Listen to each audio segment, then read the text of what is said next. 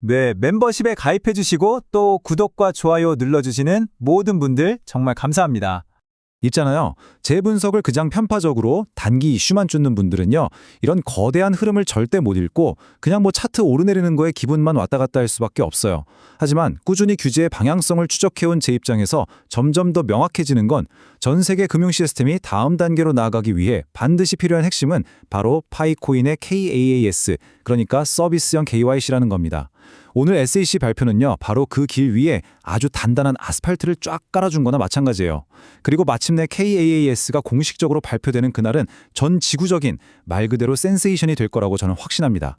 자, 오늘 정말 깊이 파고들 주제는 바로 이겁니다. 파이코어 팀이 KAAS라는 이 엄청난 비장의 카드를 도대체 왜 지금까지 아껴뒀을까? 그리고 그 모든 판을 한 번에 뒤집어 버린 미국 증권거래위원회 SEC와 상품선물거래위원회 CFTC의 역사적인 공동 발표, 이 두 가지를 연결해서 한번 제대로 풀어보겠습니다. 오늘 이야기 순서는 이렇습니다. 총 5단계로 딱딱 정리해 드릴게요. 먼저 SEC와 CFTC가 새로 만든 게임의 규칙, 이게 뭔지 보고요. 그 다음에 이게 파이의 전략이랑 얼마나 소름 돋게 맞아떨어지는지 볼 겁니다. 그리고 파이 프로젝트의 진짜 심장이죠. KAS. 월스트리트는 이걸 왜 그렇게 애타게 찾는지 알아볼 거고요. 마지막으로 이 모든 걸 완성시킬 마지막 퍼즐 조각, 시장 법제화 이야기로 마무리하겠습니다. 자, 그럼 바로 첫 번째 섹션부터 달려보겠습니다. SEC와 CFTC가 어떻게 미국 암호화폐 시장의 수십 년 묵은 규칙을 단 한 방에 새로 썼는지 그 혁신적인 공동 발표 내용 아주 꼼꼼하게 한번 뜯어보죠. 자, 먼저 이 발표의 성격부터 정확하게 짚고 넘어가야 합니다. 이게 뭐 국회에서 몇 년씩 걸려서 통과시킨 새로운 법, 이런 게 아니에요. 이걸 해석 규칙이라고 하는데요. 어찌 보면 이게 훨씬 더 무섭고 강력할 수 있습니다. 왜냐하면 규제기관의 대장들이 야, 우리가 원래 가지고 있던 법으로 앞으로 시장을 이렇게 해석하고 이렇게 집행할 거야 라고 그냥 공식적으로 선언해버리는 거거든요. 법을 바꿀 필요도 없이 그냥 즉시 효력이 생겨요.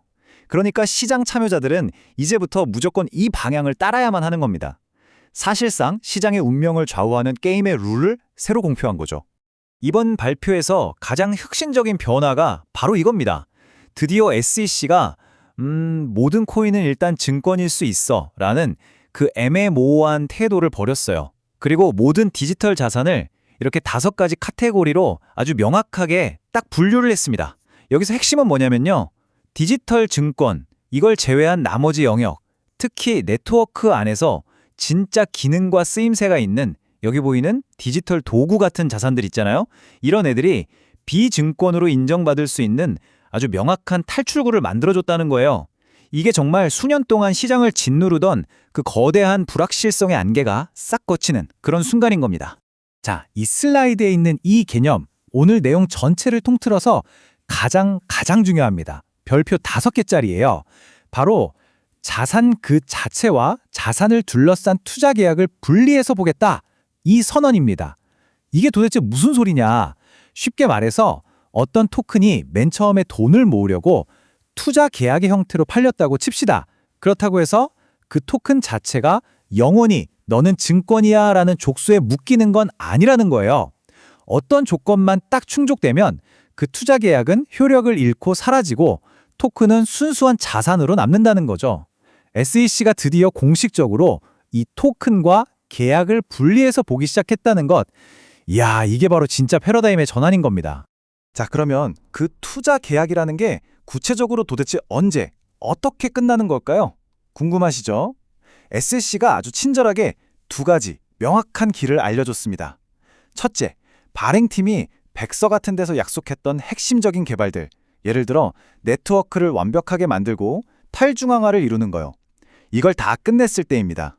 그러니까 더 이상 발행팀의 노력이 프로젝트의 성패를 좌우하는 게 아니라 커뮤니티와 기술 스스로 자생적으로 돌아가는 상태가 되면 오케이, 계약 끝! 이렇게 보는 겁니다. 둘째는 좀 다른 경우인데요. 발행팀이 그냥 우리 여기서 개발 접습니다. 더 이상 약속 못 지켜요. 이렇게 아주 명확하고 모두가 알 수 있게 포기를 선언했을 때 이 경우에도 계약은 끝나는 걸로 쳐줍니다. 바로 이 2가지 길을 통해서 토큰은 마침내 그 투자 계약이라는 껍데기를 탁 깨고 나와서 자유로운 비증권 자산이 될 수 있는 겁니다. 자, 그리고 더 나아가서요. 블록체인 생태계의 아주 기본이 되는 핵심 활동들에 대해서도 확실한 안전구역을 만들어줬어요. 예를 들어 비트코인처럼 컴퓨터로 문제 풀어서 코인 얻는 채굴, 이거 증권 발행 아니라고 딱 못 박았고요. 또 코인 맡겨두고 이자 받는 스테이킹 있죠? 이것도 내가 맡긴 코인의 소유권이 그대로 나한테 있고 그 코인이 다른 데 담보로 쓰이지 않으면 괜찮다, 증권 발행 아니라고 봤습니다. 다른 체인 자산을 1대1로 가져오는 랩핑도 오케이. 다만 공짜로 코인 나눠주는 에어드랍, 이건 조건이 엄청 까다로워요. 뭐 팔로우해라, 리트윗해라 이런 사소한 행동조차 시키면 안 되고 정말 아무런 대가 없이 순수하게 그냥 주는 경우에만 증권 발행이 아니라고 했습니다.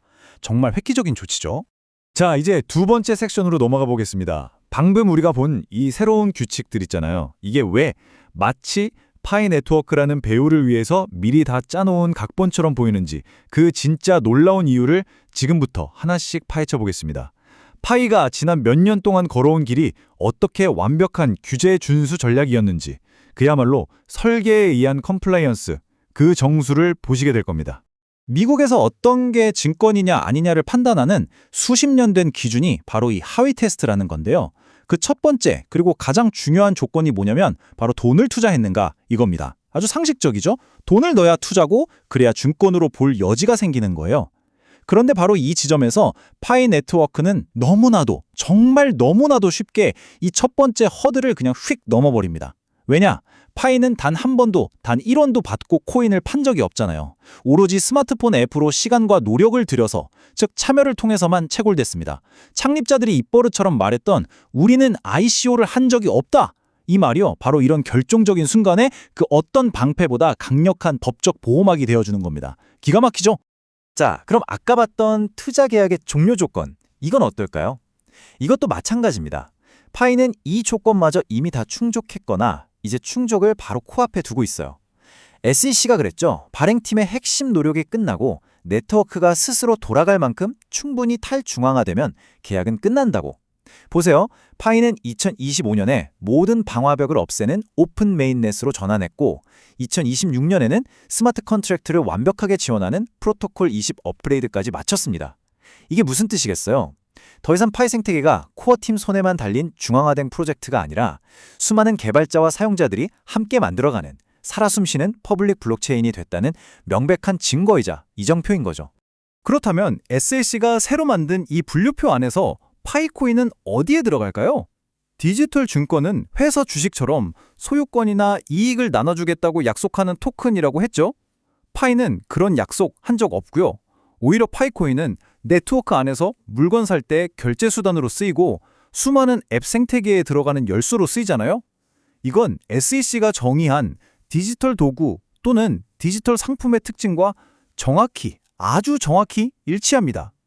기능하는 네트워크 안에서 실질적인 쓸모를 가진 자산, 그러니까 증권이 아닌 비증권 자산으로 분류될 모든 조건을 완벽하게 갖춘 셈입니다. 자, 이제 그림이 좀 더 명확하게 그려지시죠? 그러니까 파이 프로젝트의 최종 목표는 단순히 또 하나의 암호화폐, 코인 하나 만드는 게 아니었던 겁니다.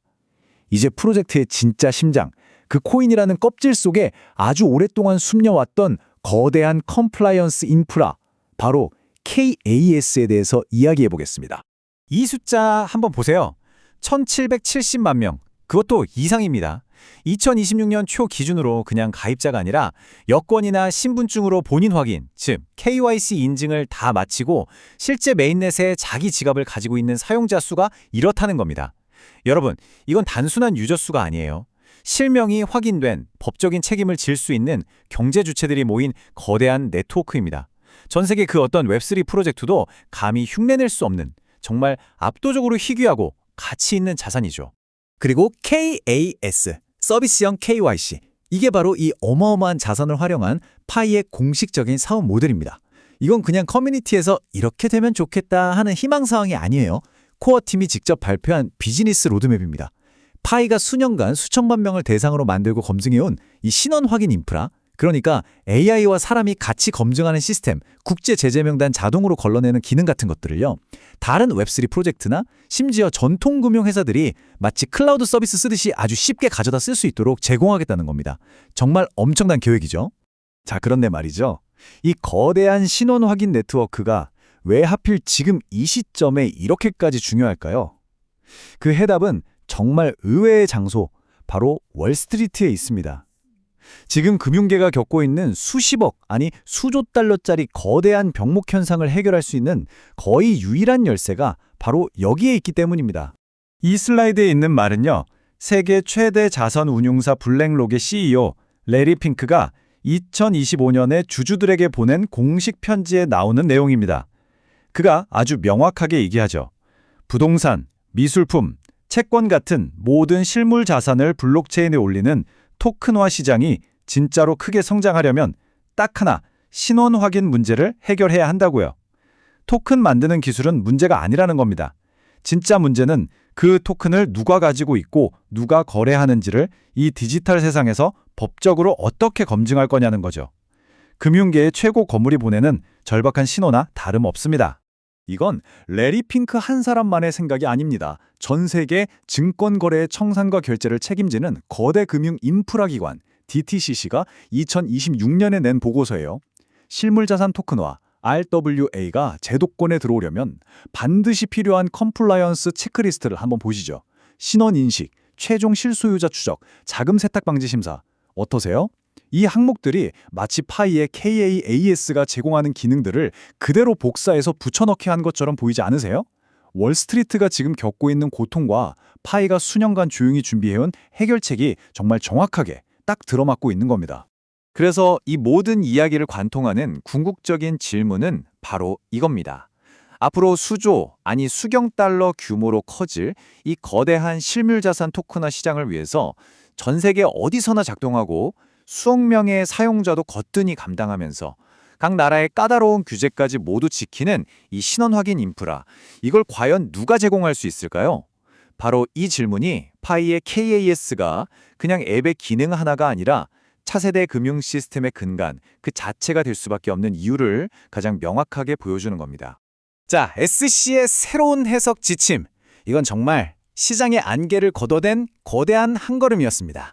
하지만 월스트리트의 그 천문학적인 자본이 정말 모든 걱정을 훌훌 털어버리고 이 시장에 뛰어들게 하려면 마지막 퍼즐 조각이 하나 더 필요합니다. 규제가 완성되는 과정은 바로 이 타임라인대로 흘러가고 있습니다.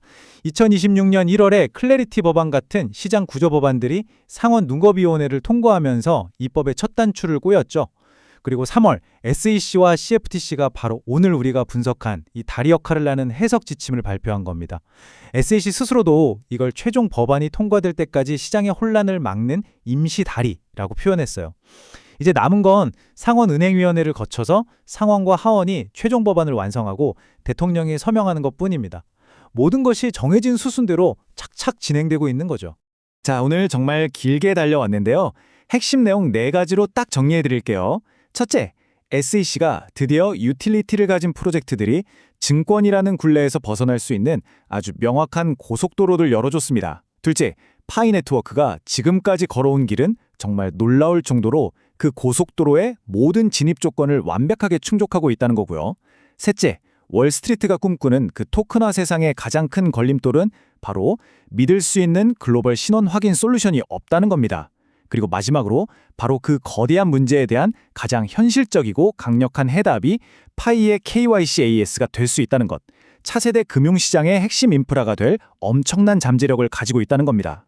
마지막으로 이 질문을 여러분께 던지면서 오늘 이야기를 마무리할까 합니다. 과연 파이는 그저 수많은 암호화폐 중 하나에 불과할까요? 아니면 앞으로 다가올 완전히 새로운 규제를 완벽하게 준수하는 그 차세대 금융 시스템으로 들어가는 우리 모두의 입장권이 될까요? 오늘 제 이야기가 그 해답을 찾는 데 아주 중요한 실마리가 되었기를 바랍니다.